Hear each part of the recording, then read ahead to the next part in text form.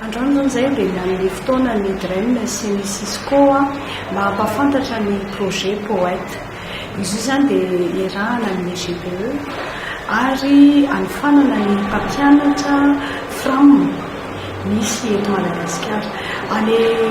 Any faharoa zany amin'ny taona ity dia izay zany hoe mba hampitoviana ny tanjona rehetrarehetra satria misy ihany ny olana hita nandritra ny fanaovana izy io tamin'ny taona voalohany.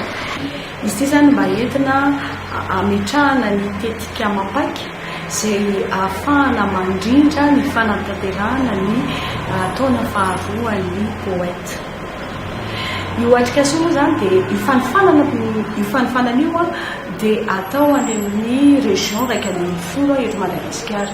Tamin'ny herintaona dia 7 région nataonay, fa amin'ity taona ity zany dia 11 région Analamanga, Vakinakaratra, Boeny, Androy, Atsinanana, Betsiboka, ireny zany tafiditra ao anatiny daholo ny amin'ity taona ity.